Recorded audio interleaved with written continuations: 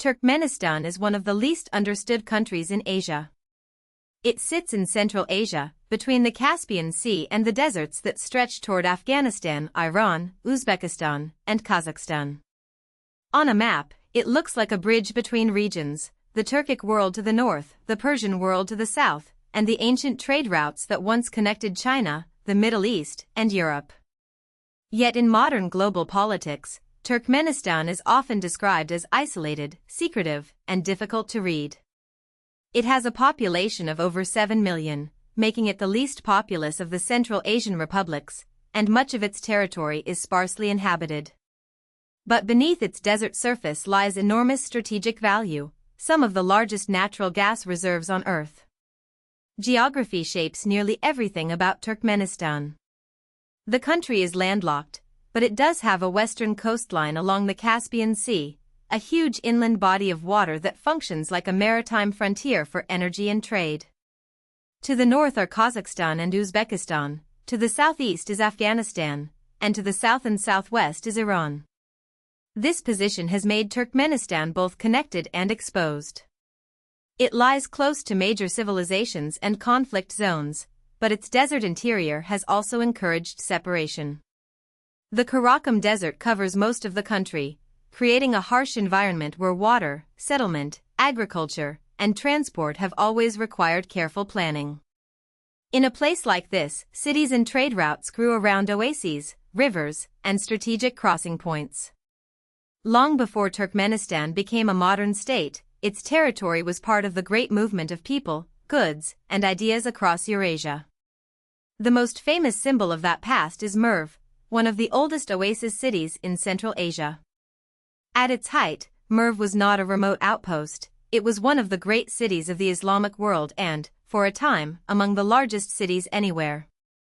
It stood on the Silk Road, where merchants, scholars, soldiers, and religious communities passed through.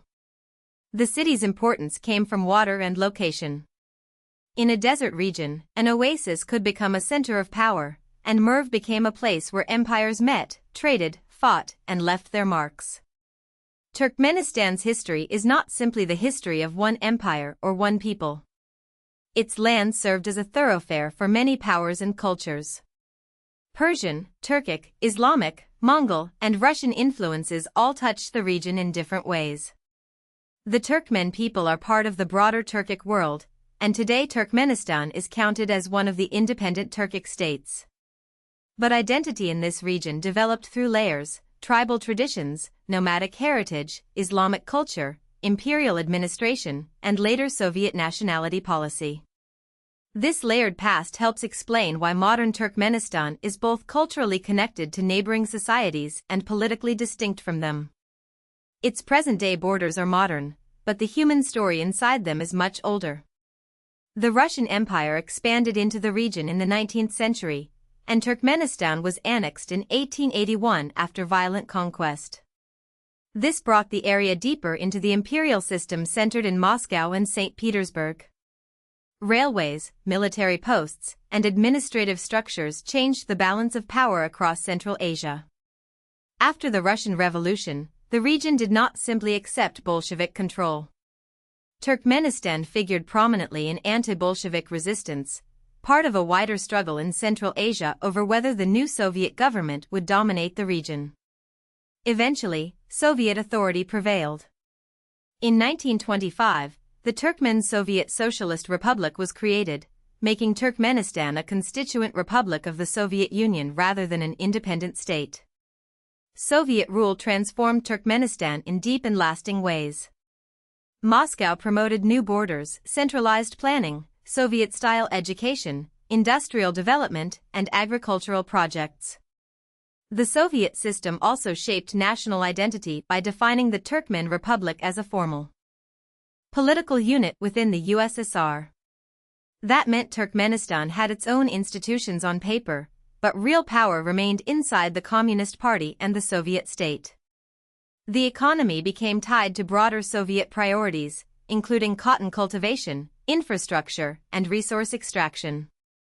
When the Soviet Union dissolved in 1991, Turkmenistan did not have to create a national framework from nothing. it inherited republican borders, institutions, and a capital. But it also inherited dependence on centralized politics and a state-directed economy. Independence came in 1991, but it did not bring democratic opening. Turkmenistan became known for one of the most closed political systems in the world. Its first post-Soviet leader, Saparmurat Niyazov, ruled until his death in 2006 and adopted the title Turkmenbasi, meaning head of the Turkmens. He built an extreme personality cult, concentrating power around himself and reshaping public life around loyalty to the state and the leader. International observers and human rights groups criticized the country for repression, limits on political participation, and a lack of basic freedoms. In Turkmenistan, independence meant sovereignty from Moscow, but not pluralism. The state became independent, while society remained tightly controlled. After Niyazov's death, Gurbanguly Berdimuhamedov rose to power, first as acting president and then as president after an election widely considered non-democratic. His rule preserved the core features of Turkmenistan's political system: centralized authority, weak political competition, heavy state control, and limited public dissent. In 2022, his son Serdar Berdimuhamedov became president after another election described by international observers as neither free nor fair. Power did not simply transfer from one administration to another in the way it might in an open political system. Instead, it remained within a narrow ruling structure, with father and son both influential. This continuity is one reason Turkmenistan is often described as a totalitarian or highly repressive state. Human rights are central to understanding Turkmenistan's international reputation. The country is widely criticized for its treatment of minorities, restrictions on religion, and severe limits on press freedom. Independent journalism is extremely constrained, and outside access to reliable information can be difficult. Religious communities operate under tight state oversight, and political opposition is not allowed to function openly. These conditions make Turkmenistan different even from some other authoritarian states, because its isolation reduces outside visibility. For ordinary citizens, this can mean limited access to independent information, restricted civic life, and few safe ways to challenge official narratives. For outsiders, it means that even basic facts about social and political life can be hard to verify. At the same time, Turkmenistan is not geopolitically irrelevant. Its natural gas reserves are among the largest in the world, often ranked fifth globally. That gives the country major potential influence, because energy is one of the key currencies of international relations. Gas exports can connect Turkmenistan to China, Russia, Iran, South Asia, or Europe, depending on pipelines, diplomacy, and investment. But large reserves do not automatically create broad prosperity or global power. Energy wealth depends on infrastructure, customers, pricing, governance, and environmental management. Turkmenistan also faces criticism and concern over gas leaks, especially methane, which is a powerful greenhouse gas.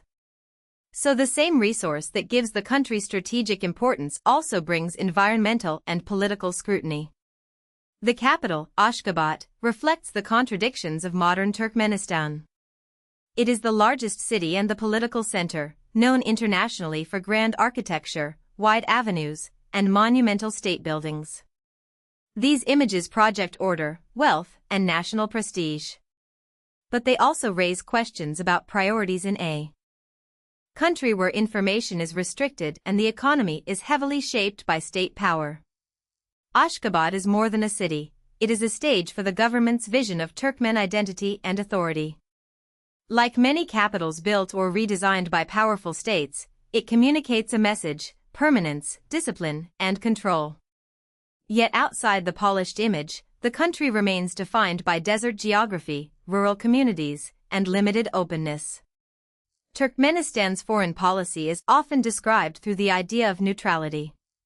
The country is a member of the United Nations, an observer in the Organization of Turkic States, and a founding member of TRKSOY, the International Organization of Turkic Culture.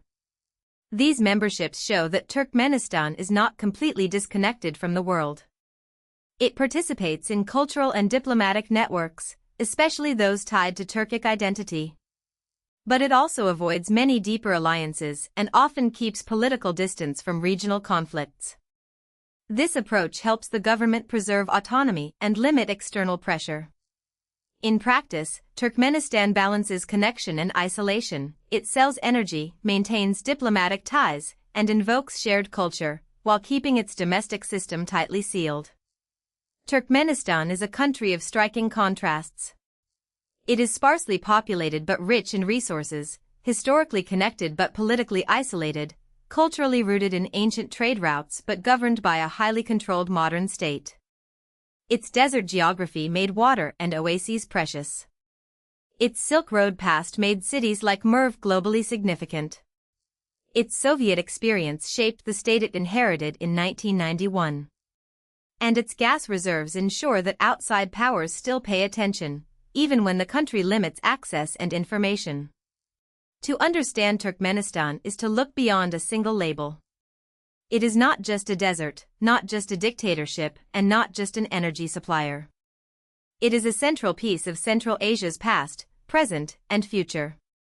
If you found this helpful, please like this video and subscribe for more explainers.